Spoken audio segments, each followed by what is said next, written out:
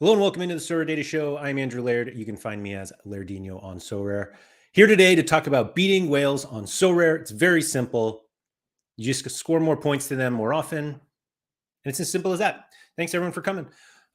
Just kidding. Well, I mean, thank you for coming. Particularly Arthur, DNP Donkey, and Sean Thorpe, who are on the podium. Thank you very much. Arthur says you just need to become a shark. DNP Donkey is saying we need a harpoon. And Sean said the bigger they are, the harder they fall. Yeah. Stefan, what's up? Pico Player said whales aren't a problem. The whiners in the Sorare Discord are. I haven't been there in a while, so I'm glad to see nothing's changed. Daniel Cooper said the whales stat can't be that good. They lost 4-0 to Slovakia this summer. Harry Trade sticking up for his boys said that wasn't Bellamy ball, Mr. Cooper. So we'll see. Daniel said certainly they could have beaten England yesterday. Shout out to Greece. Also, Brennan wasn't prime Henri back then either. That's a good one. Kev Heard, what's up? Skosmo, good to see you. Peter Stoyanov. It's always fun when Peter's here. Liddale, if I can say I won Premier League Limited in-season Division 1 in back-to-back weekends, does that count? Wow. Sure. It counts as 2 wins. Way to be.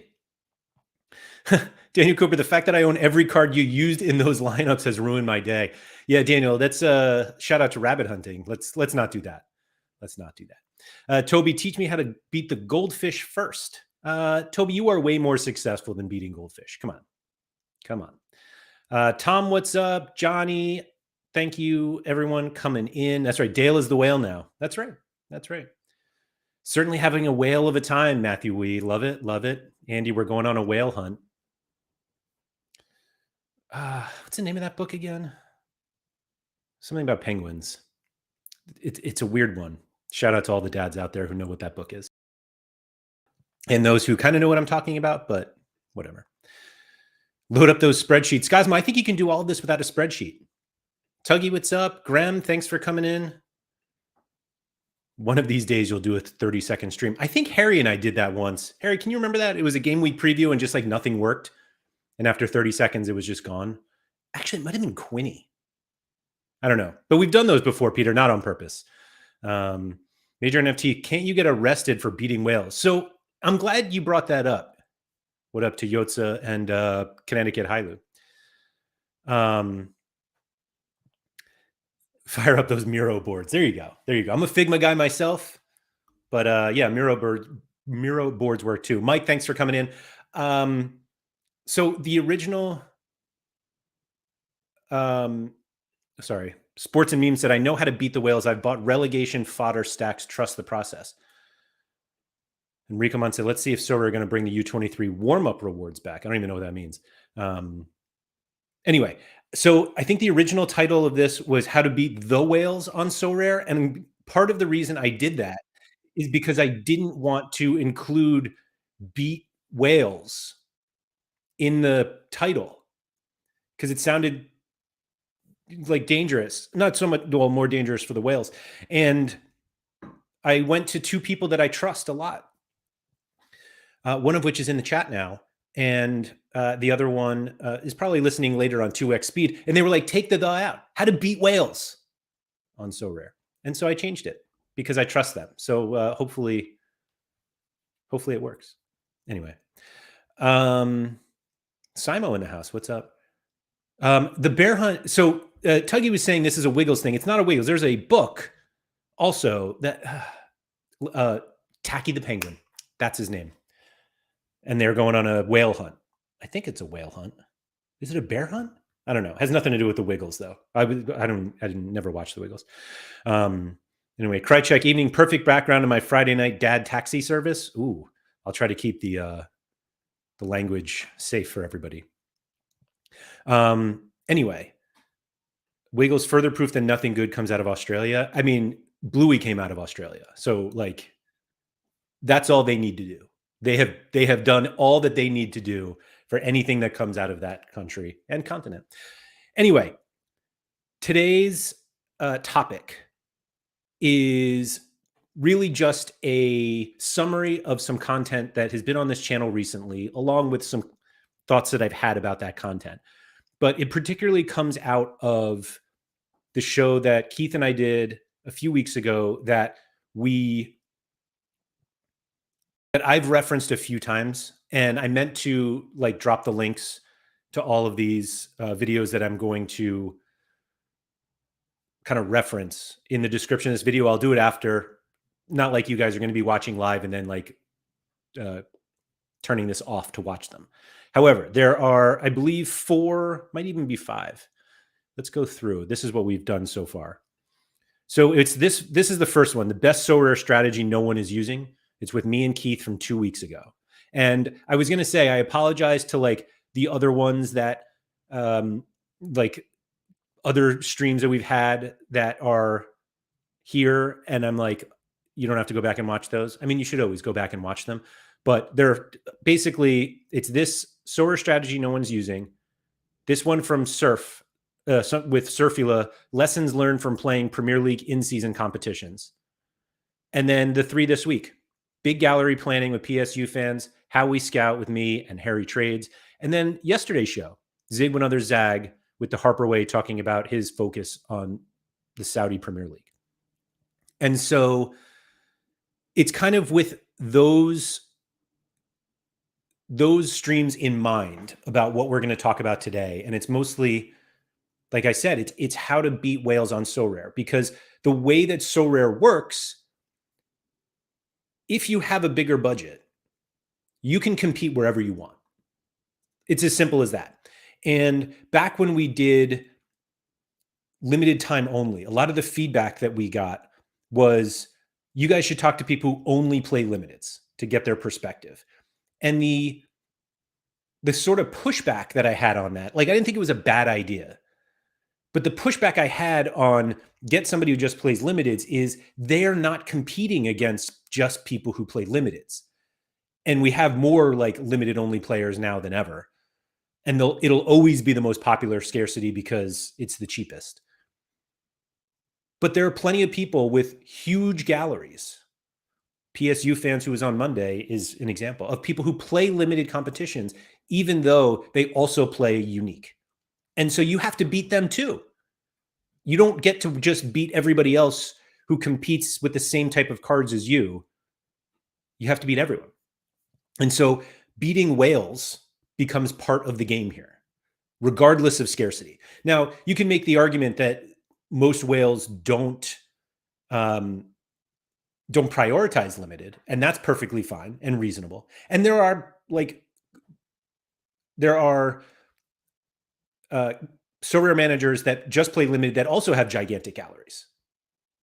And this hopefully will help you beat them also, because there are just ways to do it. Quinny, what's up? Thank you for coming in. Oh, Mike Baston finally showed up. Unless he's been here. I don't know. Sorry. So I didn't tell him this, and he's not going to watch this, so it doesn't even matter. But the point of Monday's show, which was big gallery planning, that was the title, with PSU fans too, was basically to find out kind of how a whale scouts and does their lineups and all of this. And I think the original title of that show was like How Whales Plan. And Sean kind of gave me the advice that like nobody's going to watch that because nobody cares how whales plan. And the problem is that I think that's right, but it's also a poor opinion to have, because we have to compete against them in every scarcity. And so understanding how they play the game, maybe there's something in that we can take advantage of. And basically there were a lot of things that Sean said that I thought, okay, we can take advantage of this. And I'm not sitting here saying that like I have a small gallery. Like, I appreciate that I have a lot of cards. I've been here a while. Like, I'm not a whale, but I'm also not new, or I don't have just a very small gallery. And so I'm in this kind of like weird middle ground where I don't consider myself a whale. And so I'm on the boat of like, how do I beat them? So Red Panda says you need to care how whales plan to beat them. And that's sort of what I wanted to get out of that show, because there's methods to the madness with whales that I thought is how they did it. And I'm not saying they all play the game the same, because they certainly don't. Like, the way that Sean plays is different from the way that Bellama plays, which is different how Pranksy plays, and Nanzo and YNWA. Like, they all play differently. And part of that is just where they compete and where they choose to compete. Major NMC said, how do we define a whale? I'm not even going to define it. It's just, you're going to look at somebody's gallery and it has certain cards in it, or if you don't hide the value, your gallery value, and it just looks like a big number, you're like, okay, that's a whale. It's just, you see it and it doesn't matter. Like, you could think somebody is a whale and I don't, and it, like, who cares? We still have to go out and beat them. And so there was basically two things that came out of that discussion. One is that you will get to a point, or I don't even want to say ideally you get to a point. A lot of whales have gotten to the point where they have so many cards that it's almost not worth their time to scout looking for new cards, because they have so many already. And so really what their best lineups come down to every week is, where are my best cards? Let me play them together in the best competition I can get into, which for many of them is Division 1, but there are plenty in Division 2, because all we hear about is them whining about divisions. And that's what they're using to attack the game week. And right away we can recognize that there is a player pool of players that they are not even thinking about for that game week or the following game week or sometime in the next 6 game weeks. 6 game weeks is like the number that has been kind of used recently on this channel, but like, the time frame is whatever you want. 6 seems reasonable, that's all. And so it's like, all right, let's find who the best players are, or who the best players in these upcoming matchups are, and we'll attack those. And we can go get those cards, and the whales aren't necessarily going to see it. Now, bigger galleries tend to have, they have a lot of cards, and they end up having a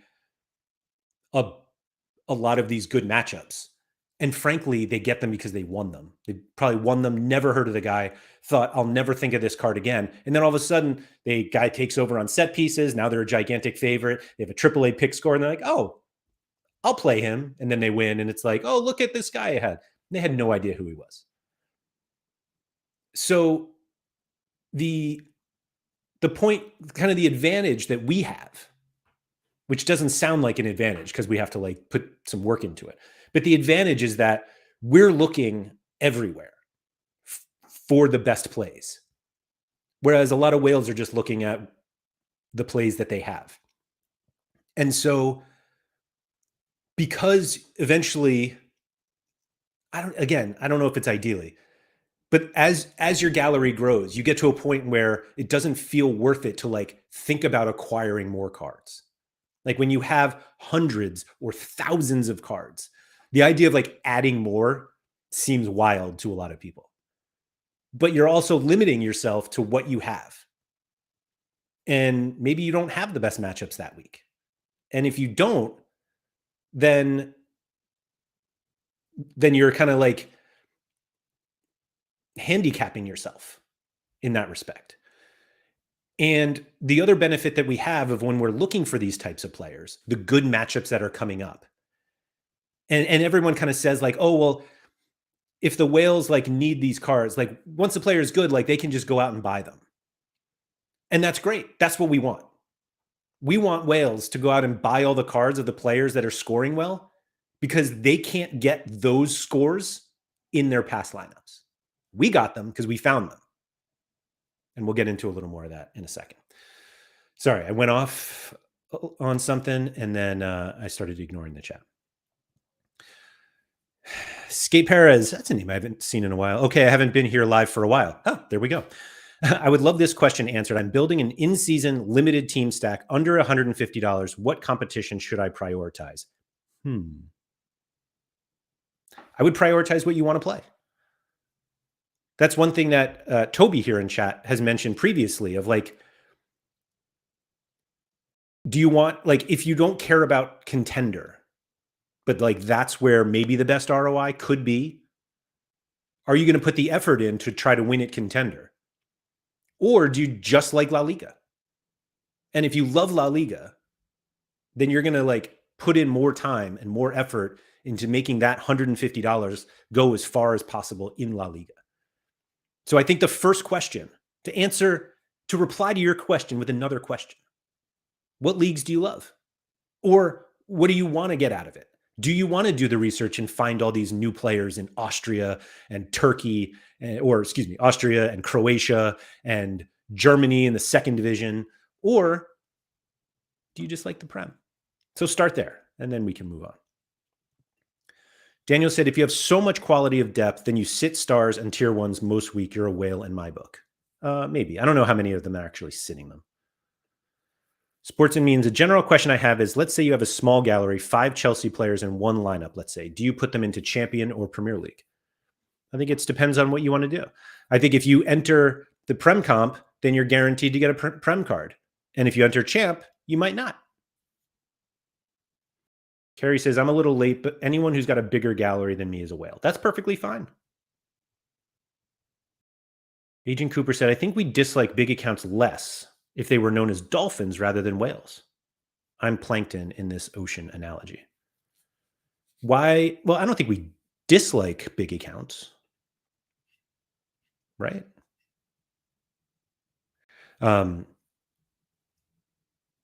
Yeah, so we'll see. Split Geek, thank you for coming in. So today, how to beat you. See, so Split Geek thinks that I am a whale. Yeah.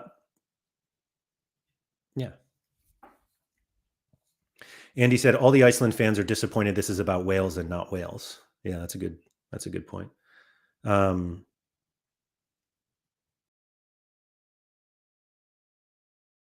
Mike said, catching up on 1.5 speed, that sounded like disappointment. I turned up late. It was disappointment, Mike. Absolutely was.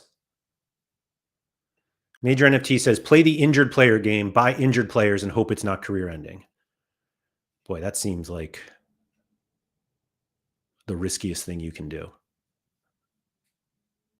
Anyway, so one of the things that came out of Monday's show that then moved into Tuesday with Harry Trades was basically that whales, and I think it's not even just whales. I think it's a lot of people at every level buy players that they think will be good over a season with very little correlation to the other players that they bought. And I don't mean just correlation in terms of like their teammates or they're in the same league, but even if they're in the same league, that maybe their fixtures don't match up, their good fixtures don't match up necessarily. And so there's work involved. And that's something that has been kind of the case with Sorare for years, is this idea of you can either put the work in or you can just buy your way to the top. And I think the fact that prices are so much lower now than a couple years ago, more people are able to buy the better players. And the whales who have had success over the years playing the best players will always believe that's the right way to play. Get the best players, play them together, print rewards. Do the best players in the same lineup win competitions? Absolutely. Every week? No. And more than one person wins. Like, yes, there's one first place in each competition, but there's way more people who win something every game week. Half of all in-season lineups win something every single game week. And so this idea of I can't compete with somebody because they have so much more money than me has always been around. And the response was always like, well, you got to work harder. You got to find the right players, find them before they become stars and all this stuff. And then everybody pushes back now. Well, you can't buy guys too early because then you lose in-season utility.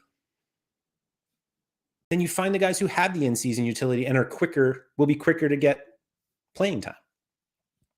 And so this the work that you have to put in now is much clearer than it's ever been. And I think that's kind of one of the tricky things that we had with Sorare for a long time, with this idea of all you have to do is outwork the whales and you'll be able to compete with them on a lower budget, is that we never really talked about what that meant. Okay, so you buy a kid who, is playing really well for the U19s and one day will be great. And like, that's not helpful now. And so the point of Tuesday's show with Harry was pretty much like, how do you find the best matchups? How do you find the right players to take advantage of those matchups? And actually, that reminded me, there was a show. What was the name of that show? Okay, so Sean and I did this: how to spend 5,000 pounds on Sorare. There was a tweet. I think it was Quinny. Somebody Quinny knew maybe, and it was a whole Bundesliga conversation. We were like, "That's where you go," and part of that conversation, Sean, we were talking about the forwards in the Bundesliga and how there aren't like tons of them that are great. And I believe Sean was talking about Andre Kramaric, who I know lots of people in this chat like love. And I believe the line was, Kramaric is the best forward in the Bundesliga in the right matchups, which I thought was like an absurd thing to say, because lots of players are very good in the best matchups. And that's the point. We want to play them in the best matchups. And that like got me thinking on something completely not so much unrelated to that, but more of the fact that the expensive players on Sorare are expensive because they're good scorers generally. The reason we think they're good scorers is because when they have a poor game, they still score okay. And when they have a great game, they score great. The difference with a cheaper player, and I'm not saying some terrible player, but literally just somebody cheaper, Kramaric versus Kane, is that when Kramaric has a bad game, it's 32. But both of them can hit hundreds in the right matchups. And so what we want to do with our lineups is find the best matchups and the players in those matchups that can take advantage of it. Playing a great player in a moderate lineup, in a moderate matchup, gives them a range of what? 45 to 80? But playing a lesser player in a great matchup gives them what? 50 to 100? And like, that's the point that I'd been trying to make with Keith and with Surfula and with Harry. Like, the point of our lineups is to get the highest score amongst all of the people we're competing against. And we want to do that with players that are in the best matchup to do it. It's not necessarily the best player who scored 85 in each of his last 5 games because he played against like 5 minnows. It's this game week. How good are they this game week? And you can do the research of who do you think the best is for this game week and the next game week? And is that player in a favorable spot in 4 of the next 6 game weeks? Whether they're playing against a poor attacking team and you're thinking about the goalkeeper or defender, like that was the whole Real Betis situation. These are players who are not stars, but have very good matchups coming up. Would they be better than Real Madrid in that span when you spend all that money on Thibaut Courtois and then he gets injured? And so it's like the importance of matchups in your lineups is vital. Like vital. Sorare Nils says it perfectly. Making sure your team has a higher ceiling rather than having a higher floor. Like, expensive players on Sorare are expensive because their floors are high. But if they hit their floor, are you winning that much? So if you got cheaper players and they score highly, like Harry Kane at 100 or insert random Bundesliga forward who's not Harry Kane, and they score 100, it's the same number of points. Agent Cooper said, anyone with a real life super rare Carlos heel on display is a whale in my book, Laird. So Agent Cooper, not only do I have this card, it's autographed, maybe by Carlos Heel. And I don't even have a Carlos Heel super rare. But I also got that because I won a contest at the MLS All-Star game. Sorry.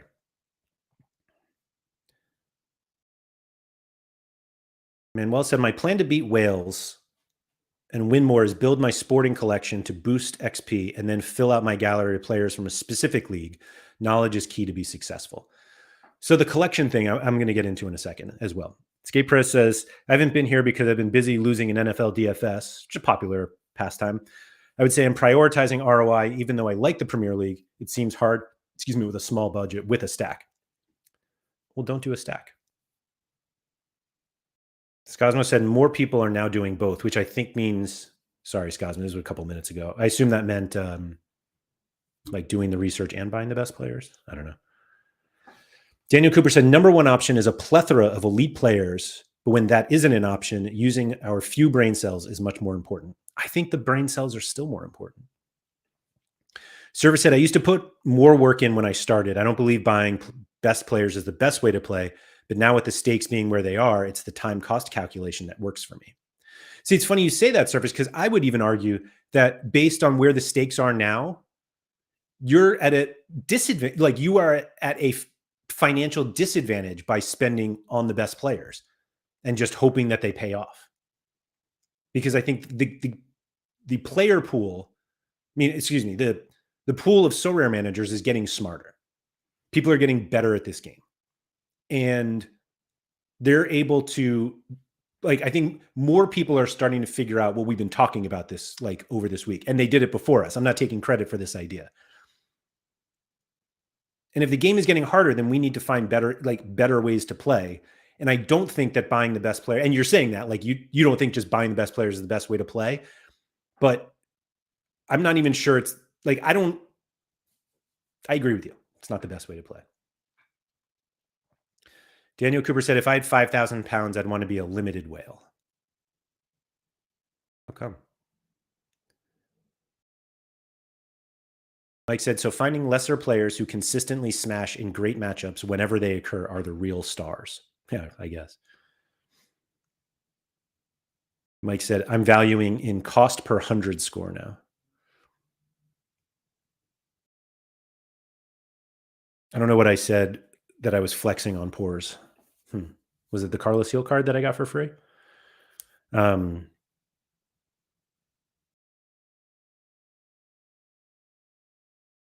he said, anyone with a real life super rare Carlos Heel on display is a loser in my book.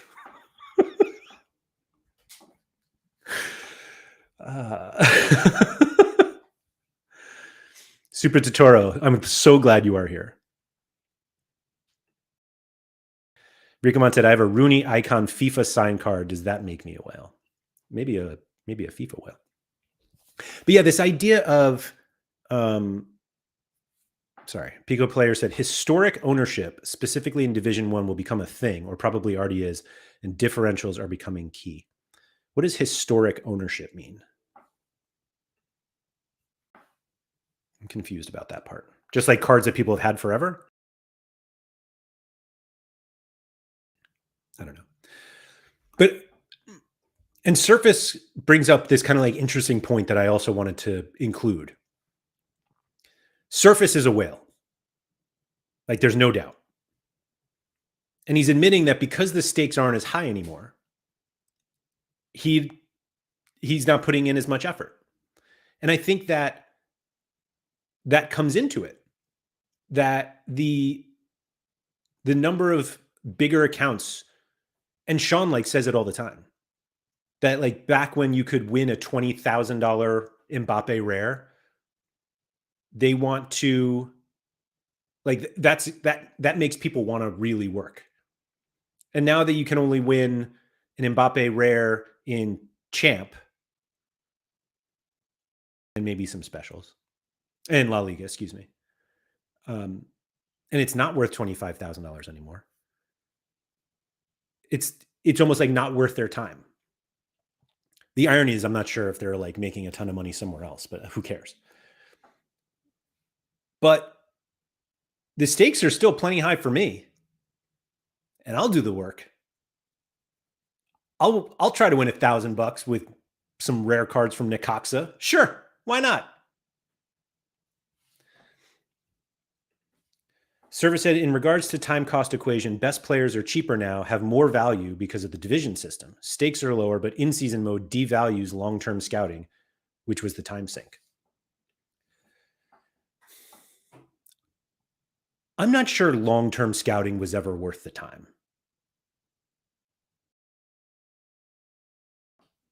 Like the number of players that people bought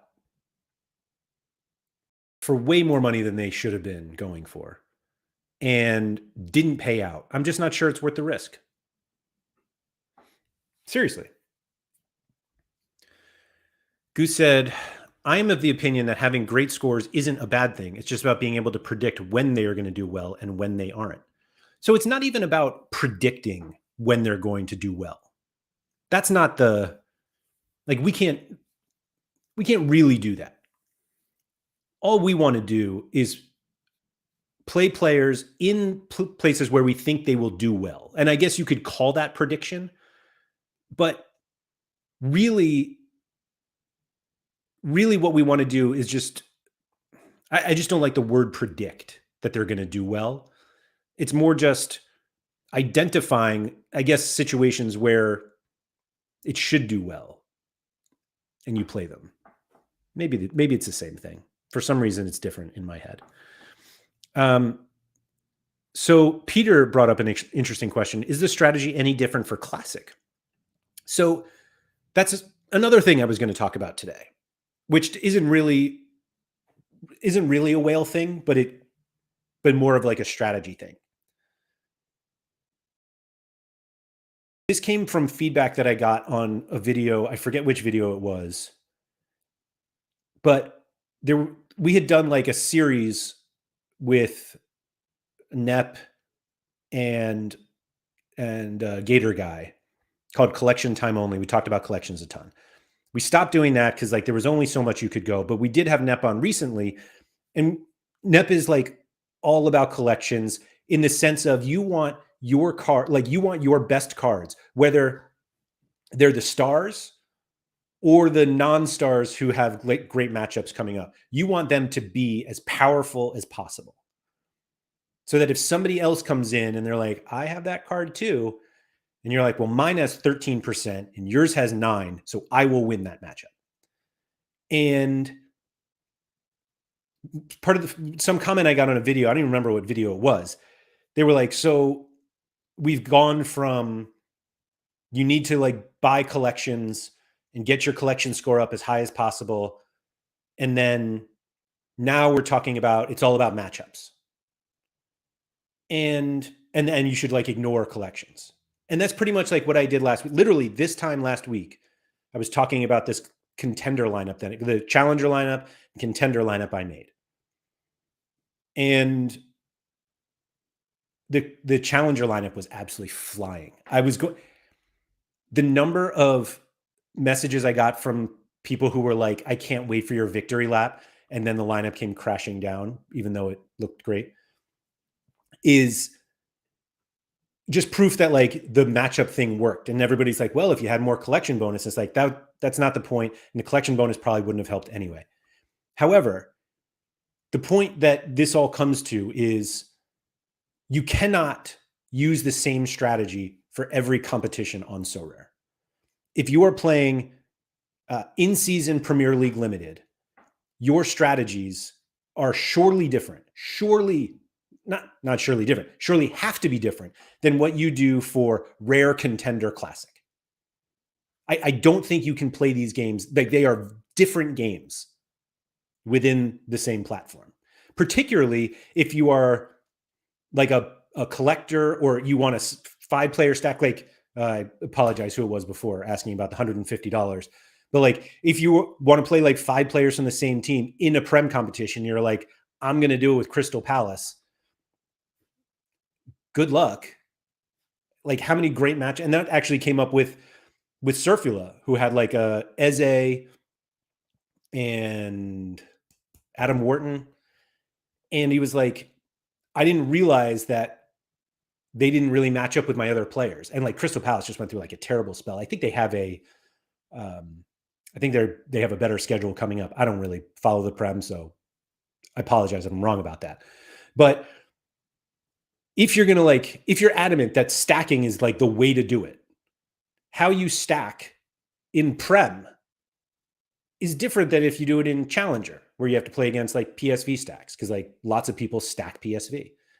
And I don't think stacking in Challenger against PSV stacks or with a PSV stack just like guarantees you win all the time. You guarantee 100 from Biscagli, but after that, it's kind of environment, I guess. But like there are, and I play Contender a lot. I play Classic and in season, limited and rare, and they are wildly different. The number of cards, like elite cards, that exist in Classic, and you see these like Classic lineups of these smashers from China and Russia and a bunch of other leagues that aren't fully licensed anymore. And you don't see those in season because they don't have new cards. Maybe you'll see one or two. You'll see a lineup with Wu Lei before he got hurt, or you'll see one with Wendell or Douglas Santos or Felipe or Gustavo, but like not all of them. But in Classic, you sure as hell see them. And we don't see it as much in Challenger. But there are some, like the championship sides, like we don't necessarily have in-season cards of a lot of them. Kind of the non-top 4 in Turkey, like you'll see, I don't know who's winning with those cards, but Copenhagen cards, like you don't see Copenhagen stacks in season because they just don't have in-season cards. And Copenhagen cards don't win anybody anything anyway. But all of these competitions are very different. And you could maybe make the argument that the Prem, La Liga, and Bundesliga can be played similarly. But I would even argue it doesn't. That's also different because like La Liga is so boring and low scoring. And yes, they have like these, the super teams like Real Madrid and Barcelona. And you can make an argument for a couple others that on their day are very good. The Bundesliga is like a lot of scoring, and it's just like they're very, very different. And so how you attack them is different. And so this idea of like, this is my strategy. And if you want to say like, I'm just going to stack these teams and go for it, like that's fine. I just don't think that stacking in the main competitions, meaning the non-single league competitions, is as viable. I really don't, because there's so many more players that can match the scores that you do. Whereas like if you stack a team from Germany and you're comparing yourself to any other stacks that possible, like you have a Bayern Munich stack, there are only 17 other stacks that can be played against you. Now there are other Bayern Munich stacks, and that's where you get into the whole XP and collection bonus issue. But there are just not that many players that can match your scores. Like, let's do some scouting here. So this was 16, 15 was the last club weekend.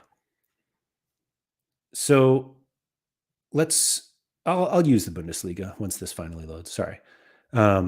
Mike said, when you say stacking, you're talking full 5-man stacks. I am, yes. And Investor Dur says, playing La Liga is so different than playing Bundesliga. Goose said, I think certain strategies work well to make profit, but don't work that well to win Division 1 podiums. So if a certain strategy works, also depends on the goal you're trying to achieve. Totally. Although I think podiums are mostly luck. Like, I think you can strategize regular returns. Strategizing for podiums doesn't exist. That's not a thing.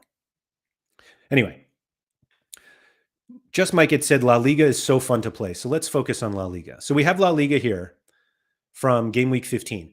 Robin Lewandowski had a hat trick. He scored 100. Federico Valverde had a goal and an assist. He scored 100. Nobody else scored 100. Luka Modric had 98. Marash Kambuya is probably Kambula. Who the hell is this guy? Espanyol. Why not?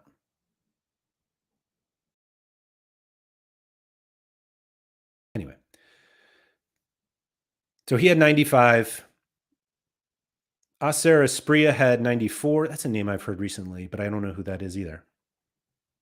Girona. Why not? Via Watford. Why not? And Rafinha, arguably the best forward in La Liga, one of the best in champ, had 2 assists, 93. So that's 6 players scored more than 88.3. 6.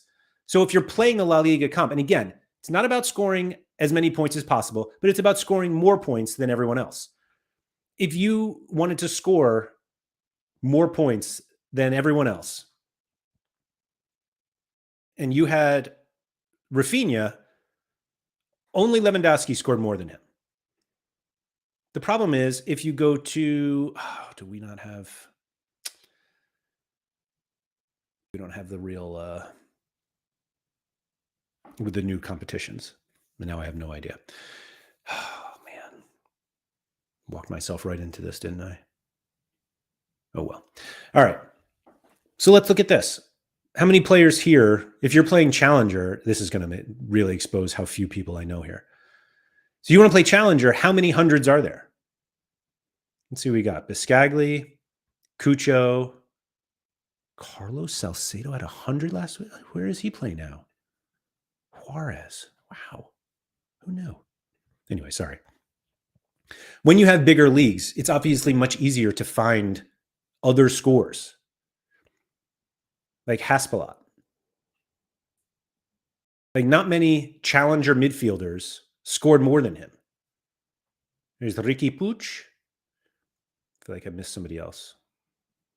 Didn't Lucho have a good game? I don't know. Whatever. Can I? No. We're redoing this page, and so actually, should I pull up the? No, I won't do that. I won't show you guys the new design. Driuzzi, yeah. Oh, Ben Johnson, shout out. Way to be. Impact players.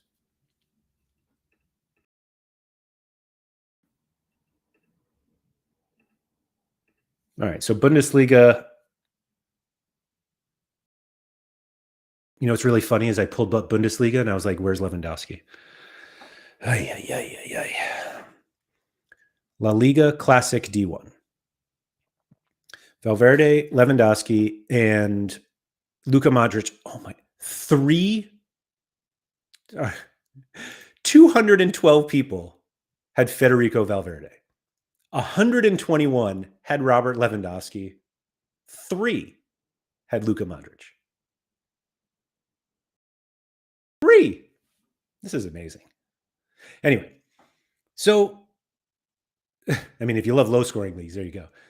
So then if you go into Challenger, and this is classic, like I think the same strategies can apply, that you're not necessarily just needing the best players. Obviously, Biscagli is the best player, so that hurts my argument here.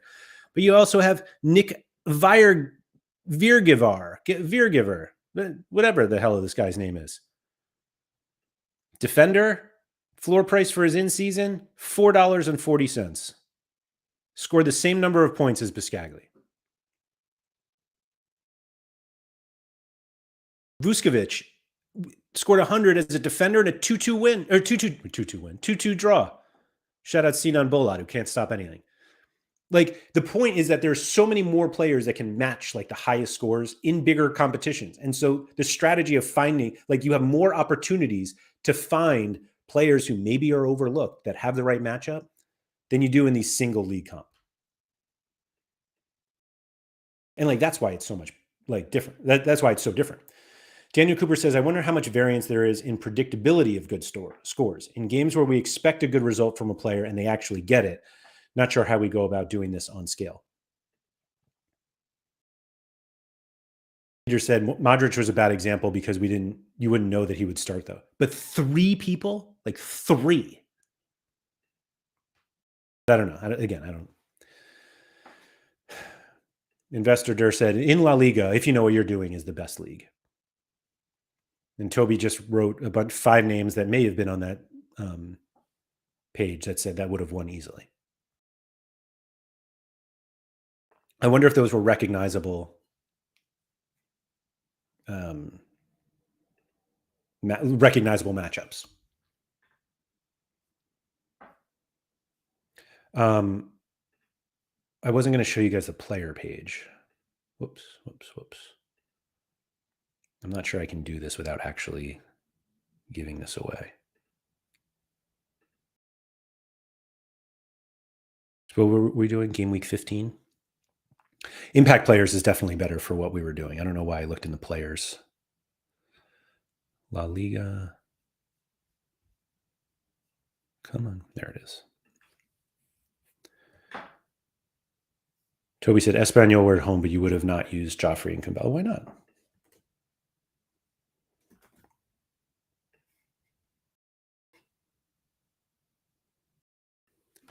Let me see what the games page looks like. Would that have... Oh, it's not ready yet. All right. That's fine. But yeah, let me...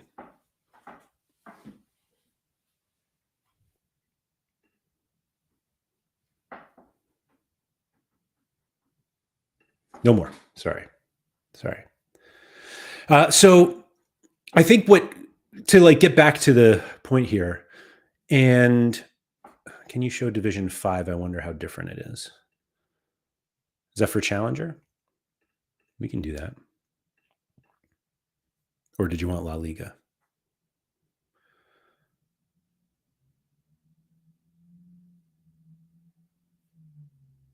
Yeah.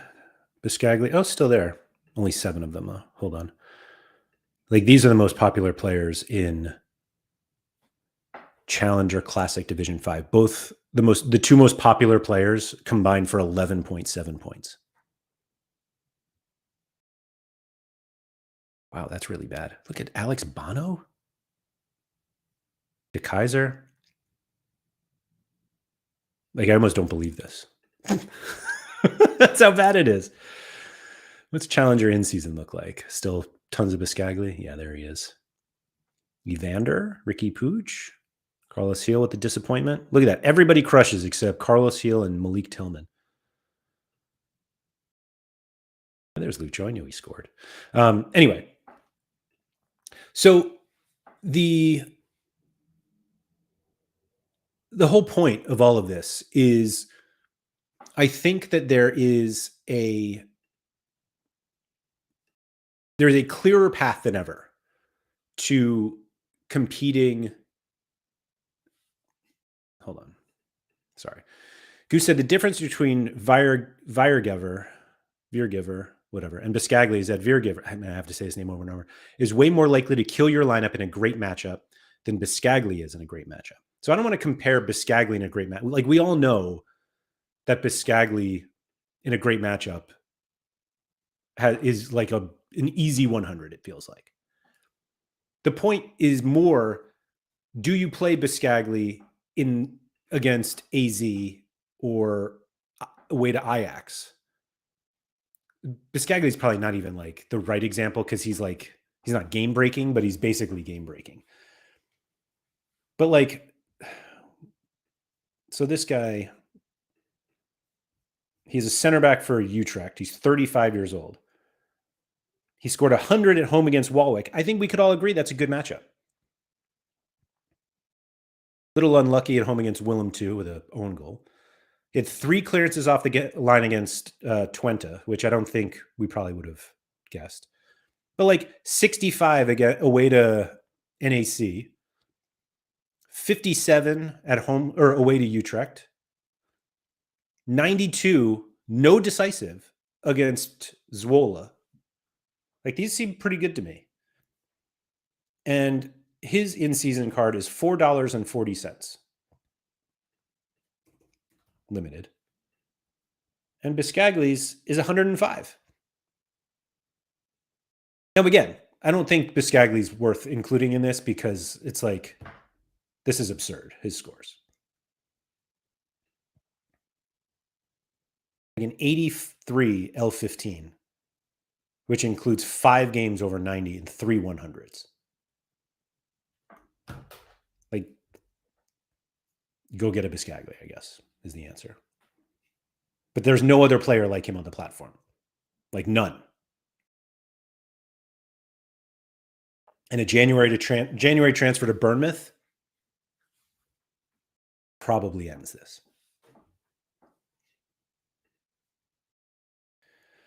Biscagli looks like Oscar. Yeah, he does. Thank God we don't have those cards either. But the whole point is basically like, sorry, who did Utrecht play last week? What did we say? Walwick? Yeah, like, that's a matchup that you could have identified as being a decent one. In fact, I did identify it because I played Karouani or Karani. Like, he was one of the players that I got because I'm like, oh, Utrecht have a really good matchup against Walwick. He takes set pieces. Maybe something good can happen. He took set pieces and he got an assist. And like, that was the basis of that lineup that week. This one. Haspelot 98.5. He was at 100. Got bailed out with a fluke assist off the bench in a 5-0 win. El Karouani gets an assist thanks to his set piece. And Mats Kohler just bangs out an 85 in a 1-1 game. Just the 50 AA. No big deal. 5 attempted assists and 15 penalty entries. Set pieces. And Sinan Bolat, who you're like, oh man, that's too bad. 34.7 points. I paid $2 for this card. So the lineup didn't make all the money back. Only won me $5. This says $4.89. And then I did it with this contender lineup too. This one cost me 20 something, 25. And I won 30. And I still have all the cards, as they like to say. But the idea was identifying the matchups. Actually, super bailout here as well. Usami didn't even start. 2 goals off the bench. It's a hell of a scoring timeline. Player score timeline? Scoring timeline? Something like that.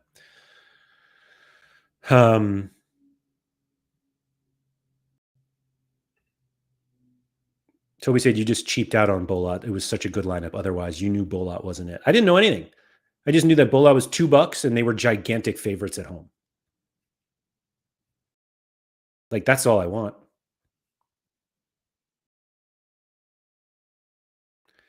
Goose said, Veergiver still offers you great value, but I don't like a sentiment where avoiding great players is the way to win. I'm not saying you have to avoid them. Like, good players are good for a reason. I think what we need to do is, if you're going to buy these great players, you better know that you're going to get them in the right matchups with the 4 other pieces of your lineup. And then I don't think buying great players guarantees winning like it used to. Like, there's a sentiment in the community that, like, I paid so much for these cards, so I deserve to win. And I think that's ignoring that the ways that you play this game are not just spending the money for the best players. There's more to it. The game is more complicated than that. If it was as simple as spend more money and you win, like, more people would do it.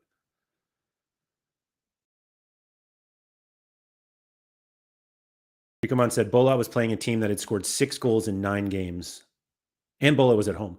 So it was a great risk at $2. Like, that was the whole point. And the upside in that contest was like 1,000, I think. Is that what it was? $1,000? Oh no, Division 2. Sorry, 400. I would have taken 400. Contender was Contender was 1,000 because I happened to be in one. Like, I bought this lineup last week, except for Usami, who I think I bought the week before. And this card, I think I paid $3 for this card. Almost $4. Sorry. Division 1, top prize is $1,000. I finished with 452 points, thanks to a bailout brace from Usami, and won 30. That seems okay to me. I don't feel comfortable victory lapping it, but whatever this is, I'm taking it. Just Micah, can you do that in La Liga or EPL? I don't know which part that was. Like looking at matchups? Sure. Why can't you?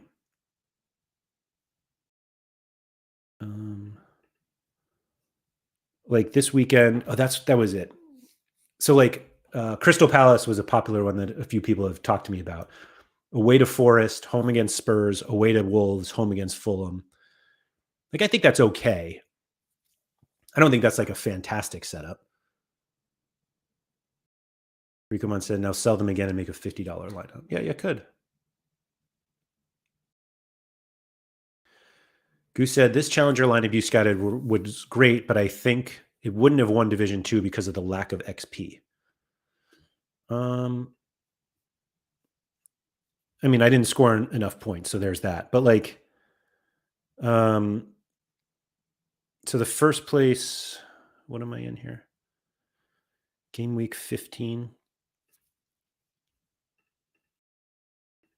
I don't really know if I would have been able to get to the top either. Challenger in season Division 2. So this lineup had Franco Israel from Sporting, Biscagli, Ricky Pooch, Guy Perez, and Cucho. Man, that is a wild lineup. I mean, he finished 40 points ahead of everyone else, or 40 higher than second. And what was what did I? Oh, I can't search. No, that's not what I wanted. Like I'm just, like, who knows? Fluke, if that's how you say his name, like scored 67 points off of a corner, by the way. His assist came off a corner. They won 5-0. Like if you told me before the game week, Mechelen wins 5-0, I captain this guy. I probably don't. I love Haspo. But like he only played 12 minutes. Poor research on my part, I guess, that I wasn't sure he was locked in. But like my expectation is if he starts and they win 5-0, this 67 is higher. Now I realize that's like kind of an absurd thing to say, but I think it gave me a chance. And if I finish, let's say I get up to 500 points and I finish third. Does third get 500 give me third? Fourth. What do I win for fourth? $150? That seems pretty good for a $20 investment. Is that what I put in? Sorry for using the term investment. So my buy price on that lineup was $26.23. But thanks to market credits, I paid $15. So $15 for this, 15 out of pocket. I made back a third of it in one game week. And maybe the prices went up. Who knows? Maybe not. This guy is so slept on. It's like, so I bought El Korani. What did I actually pay for that card? $2.34. Here it shows $4.44. And now people are instant buying for $9. That seems like good appreciation. For 500, you would have needed a clean sheet. Oh yeah, absolutely. I was sorry, Ben. I was trying to say, or Blue Tomatoes. I was trying to say that, like, yes, I would have needed the clean sheet, but the clean sheet wouldn't have even got me there. Like the clean sheet only gets me to, what do you finish at? 34.60. So like 470 ish, 472, 470. Yeah, 2. What does 472 get me? 19th ish. $30 would have just, yeah, there you go. Yatsa, this is a fun one. Is there a way on Sorare data to find out which matchups are good? I'll show you how I did it. I went to the matchups tab here on the Game Week Center. I think we removed games that happen. Yeah, that's frustrating. But anyway, actually, hold on. Hold on.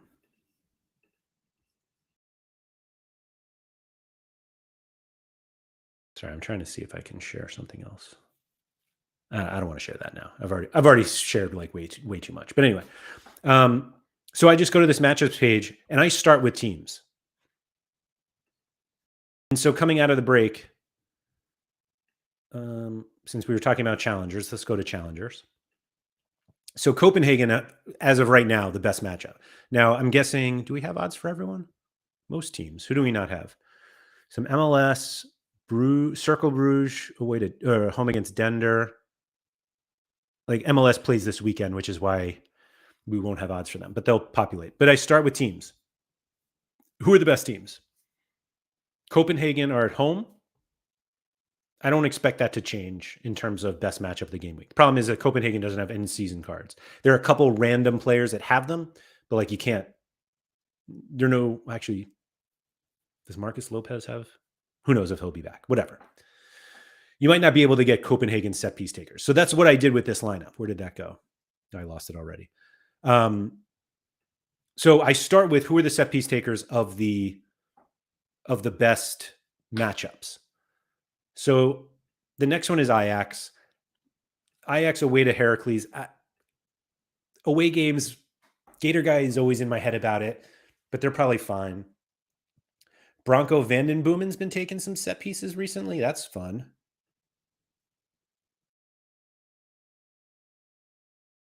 And so it's like, how many set pieces can he get away to Heracles? Major NFT said, I tried to use this. I didn't understand all the numbers on the right. Oh, all right. So we'll do that. So these columns are all sportsbook odds, basically. So it's their chances to win, their chances at a clean sheet. Why is my mouse like on? Hold on. There we go. Chances at a clean sheet, odds for that they score 3 goals, and odds that they concede 3. That's all it is. And then the opponent scores here are fantasy points allowed to these positions over the last, I forget how many games it is. And like for Ajax, it would be how many games, how many points. So this 61 mid that's showing for Ajax is 61 is the average fantasy points scored by midfielders when Heracles play at home. So it should be like a good opportunity for Ajax midfielders. And the 2 midfielders who were taking set pieces recently, Vandenboomen and Kenny Taylor. Although is Hendo playing recently? Hendo had been smashing. I don't know what's going on with Hendo. So like that's where I would start. And then we do have new Galatasaray cards. We have new Besiktas cards, but like we don't have Botafogo. Their Besiktas are at home. They're also a bit of a mess.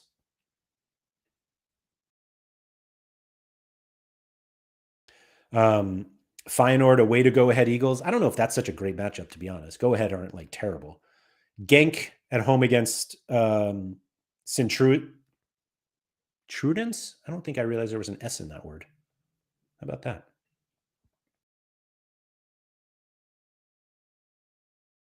Goose said Hendo had a small injury. Anyway, just Mike had said at the moment it only considers all mids, right? So Mike, on this page it does. In the lineup builder, it'll show you the fantasy points allowed. Let me go back because so like this number here, the opponent score. Let me get off of goalkeepers here. So the opponent score that shows. So right here, Barco is. I don't know why that's. There we go. So Barco is at Rostov, yeah. So Spartak were home against Rostov. Barco is considered a cam. So the 69 opponent score is actually fantasy points allowed to cams by Rostov when they're away. So in the lineup builder, it's specific to the player's like actual playing position and not just the 4 generic ones. Anyway, so that's really where I started with all of it. And to be honest, I didn't go very far with it. Midtjylland's got new cards, Anderlecht. Somebody mentioned Sparta. Where are they? Oh, there they are against Almere City.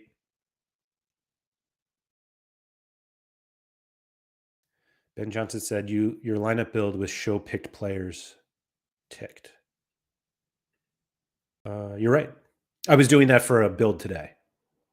I don't usually have it on. Busted. So yeah, I mean that's it, the level of scouting. Like I went through all of this stuff of like you got to work hard, you got to out like this scouting is super simple. And it basically led me to those 2 lineups last week. Although I'll admit that contender one was a bailout. And I got Gorier on because I was just lazy. I wanted to get Tafferner and I didn't, and that was frustrating. Goose said go ahead are actually really good at home, so I would never bank on go ahead away personally. But they're not. Go ahead are at home. Feyenoord are away to go ahead. That's what I was saying. Like I think this is a tougher matchup for Feyenoord than it looks. But what the hell do I know? Or maybe Feyenoord wins 2-1. We got Bruges away to Westerlo. USG at home against Ghent. Little Cascadia action. Seattle, Portland. Orlando, Atlanta with that fake rivalry. Mechelen, Kortrijk. See this. I bought Fluke basically for that, and then he got benched, so who knows. But like Leeds, Sheffield United, no in-season cards there. Fenerbahce, and now we're down to like 53%. Like these aren't great matchups. NEC against Heerenveen, Zwolle against NAC. Like they're fine. But like it's an interesting weekend because like PSV against AZ. Where's is this the Sporting? Oh, they're off. Portugal's off. Right. So like maybe challengers are a little interesting coming out of the break. Goose said, how many Sparta players do well in a great matchup?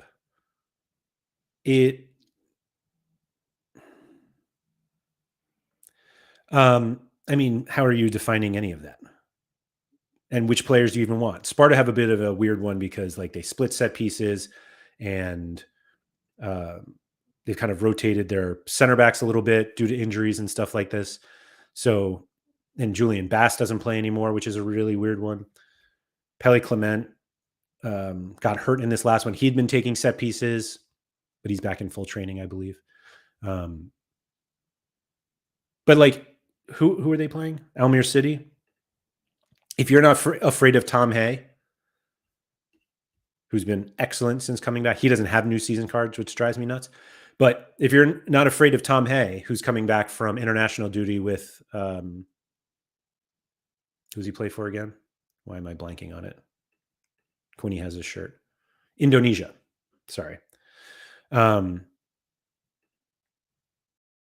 just take a goalkeeper and one of the defenders.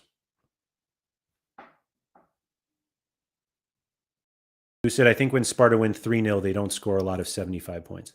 I mean, that's then, but 3-0, like you would think a goalkeeper scores well. They haven't had a clean sheet all season, have they? Heracles. Olai, 69. Quintero, 78. Irdhusen. I have this guy's card, limited and rare, and I just type in Mike EE, and it just like, well, actually, it's 3 E's in a row. Mike space EE, and he finds it. But like, there you go. Like, I'm not saying that they're a great attacking stack. Maybe you don't. Maybe you take a Sparta defensive stack, or don't even stack them. I don't care. But like Ola, so that's basically what I did with that Bolat situation. Like Bola had a good matchup. He happened to play on the same team as Haspelat, but like Haspelat took sets. Like that's why I took it. Sparta sets are hard to figure out. So maybe you avoid it. Maybe you get Anderlecht sets, Midtjylland sets, Gank sets. Do them all. Is Sparta year this season Midtjylland and limited? No. Like I have some Sparta cards, but I'm not No, they're not. Nobody could beat Midtjylland. But it was really simple scouting like that. And with Fluke, the reason I picked him up is I thought the matchups that he had. So he was coming off a game against Genk, not a great one, but they were home against Leuven, home against Kortrijk, away to Dender, which could be 4-4. Home against USG, not ideal, but it's not that bad. Away to St. Truiden, not bad. Home against Beerschot, away to Kortrijk again. And like this is a player who and if you're somebody who's like into Mechelen, I'm sorry, I don't know anybody on this team, but like I know Orwin de Wolf is their goalkeeper. Ahmed Tuba is a super PSU might have his unique, but like Big Bob Scoofs, Harriman's is back, Storm is playing well. These are cards that like some Wales might have, but in the right matchups, these guys can score really well. Literally happened last weekend. And so, like, if they don't have Nicholas Storm, they probably all have Scoofs. But like, they might not have these players. And so when they go to make their lineups, they're leaving out players who could potentially have the best matchups of the entire game week. And you're like, no, I know these guys are good. And I bought them before they had this great run up. Ben said, what do you do with these guys after the game weeks you target them for? Are you diligent with moving them on, or do you have a graveyard of old cards like me? I tend to be more graveyard, to be honest. Gator Guys is the total opposite, though. Goose said Tom Hay is miles better scorer than any of his teammates, so I would trust Hay in a great matchup, but I wouldn't trust his teammates as much. Totally. And again, like, just because a team has a great matchup doesn't mean like all the players will do well. What we have to do is find the players who will do well when their team is in a right matchup. And you will never convince me that the set piece taker is not on the list of guys who probably will do well in a game where their team is heavily favored. And he said, I love that you call it a graveyard, like they will never have an elite matchup again. But like Andy, it's possible that they don't have as good of a matchup as they do all season. Like if Kortrijk are the worst team in the Jupiler League, is that where they are? Eredivisie? Now I'm like blanking. Yeah, Jupiler. Playing them at home is great. You're never going to get it again. I say that there's probably some thing at the end of the season where they split and you do. And I know you're being dramatic, like I'm being dramatic in terms of like they'll never have an elite matchup again. But you're right, they could. But that's a little whale mentality there. I'll just hold on because one day I'll need this card. Like that's why Sean doesn't sell cards at all, because he's like, one day I'm going to need them. And his idea, like if he could have every card, he would. So that when he can do all of his matchup making, he can use the best cards. But instead, he just like has all the cards he has. Doesn't really buy, like he doesn't buy lots of new cards. Sean's probably bought like 5 cards in the last year. Now he's done some trades recently, I guess, that's got him some cards. But like the point is not acquiring cards. Like I don't think he acquires cards ever looking at matchups. Like he just wants to acquire as many of the best cards as possible so that when the best players have the best matchups, he can play them, which is something that he can do because of the size of his gallery. Most of us can't do that. Are we collecting or are we collecting? That's fair, Andy. That's fair. Sparta aren't my Betis. Like Gator Guy is out of his Betis collection. Like those players are gone. Like he did exactly what he set out to do. He bought them, got their good matchups, he's got his promotion, and he got the hell out. I just don't have the wherewithal to do it.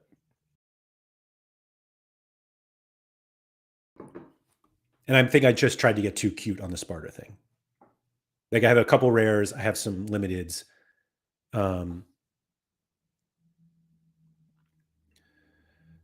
This doesn't help me with a pronunciation. An umlaut? I mean, come on.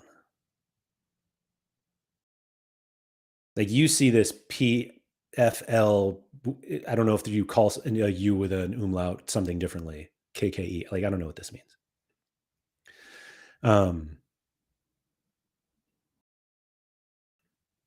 Goose said, I agree with most of what you're saying, but I miss the part that collection bonus can be really helpful to win. So, like, collection bonus is really helpful in situations when you have the same lineup as someone else. Just call him Patrick. So the idea that you want to have like the most powerful cards makes sense everywhere. But it doesn't always make sense to spend resources to make certain cards more powerful when you could be using those limited resources to just get better scoring cards. So like the lineup that I had, like that challenge, I'll even go back to the contender lineup, excuse me. Because I bought those cards that week. So obviously like they had very little XP and very little collection bonus, but like the idea that I had was not, oh, let me run a Tigris stack. And so if Gignac scores, then like, yay. I was like, no, I want the better scores. I'll take my defensive stack, Guzman and Angulo, and then I'll play Cecina and Usami. And like, I don't think anyone else had this lineup. I didn't look back. It would seem absurd if somebody had this exact same lineup. In my division, no less. Look at Mickey Lee. I didn't realize he was there. Way to be, Mickey. Here I am. Like all around me, is there even another Guzman anywhere? I don't even see another Guzman. So I'm like different anyway. But like the idea is this is limited.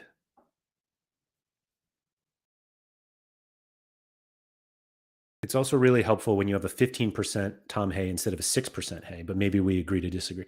If you have a 15% Hay, then you've probably had that card for a lot longer and probably had to spend a lot more. So like, yes, I would have loved a 15%, all of these cards. But sometimes you're using the resources to make certain cards better when you may actually be better off buying better cards. Like 15% on 60 points is going to lose to my 90. Period. Always. Even if I have 0%. Again, I think collection bonus is really helpful. And obviously, you want to have higher scoring cards than anyone else. If you have the same cards, you want yours to have 15% and you want somebody else to have 14. But really, we just want to score more points.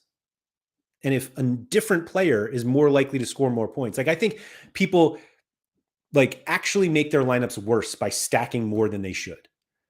Oh, I have this guy, he's at 15%, and I'm just going to go with him instead of this other player who only has 7%, but is a clearly better matchup. And you're like, yeah, but this guy's over here. He plays with these guys. They wear the same shirt. I just think it ends up being detrimental. The funny thing is I had 2 Tom Hay lineups that week. See if I can find those. There's Tom Hay captained in Challenger Classic Division 2. Why didn't that one work out? Oh, Madsen and Larson. What a stupid lineup. And then I had so I was actually going to play it in this lineup right here. Tom Hay was in this lineup. If you'll notice, these are 5 in-season cards where you only need 4. And I was going to play Tom Hay instead of Kohlert, I believe, and switched it. And then I was going to play him here. This was my own fault. Quintero was out on Sorare data, and it's, yeah, I'm pissed about that one. And then I wanted to play him here, maybe. Yes, I tried to play him here and move Olai up, or maybe it was in here. I don't know. But like, I don't have, there's Tom Hay. Oh, I did play him in season. And Chile didn't play. Oh, killer. But like, would I have preferred to have like a 17 or 15% Hay? Sure. I actually clearly thought he was going to score well because I captained him. Anyway. Goose said, I think it's optimal to collect a team without full stacking them. I know that isn't affordable for everybody. I'd say it's not affordable for most people. Ryan said, is it better to buy a Mechlin stack or a single higher level card or two for the same price? Is it better to buy a Mechlin stack? Depends what your timeline is. Depends how far the Mechlin stack is. Is it 3 players? Is it 5 players? Or a single higher level card or two of the same price? Again, what are you playing with them? Like, think about your whole lineup that you're going to end up playing these cards in. Toby said, I'm not even sure there's an optimal way to play. So, Toby, I agree with that, but I also fully believe there is a suboptimal way to play. There are multiple suboptimal ways to play. Major NFT said stacks are actually a bigger gamble that they all smash together. I don't think people recognize that as much.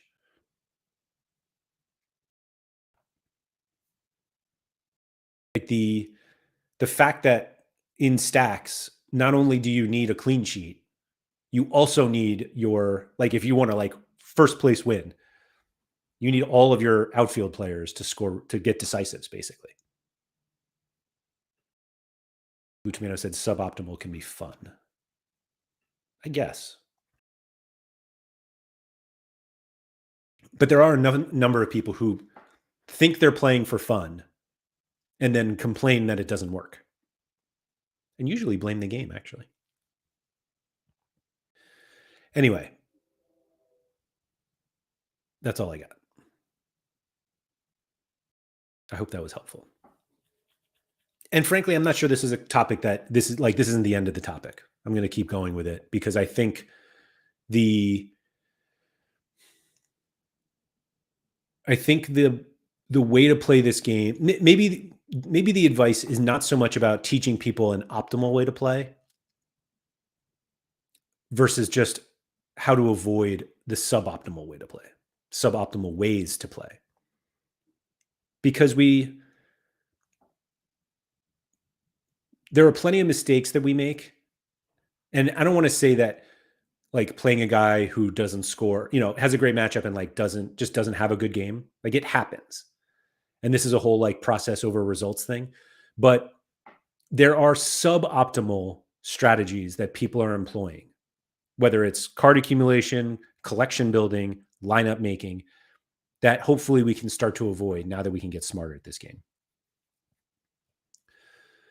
Major NFT said, I'd like more content on using the lineup builder and matchups to use Sorare data better. So I totally agree with you, and I'll talk to the guy in charge of that.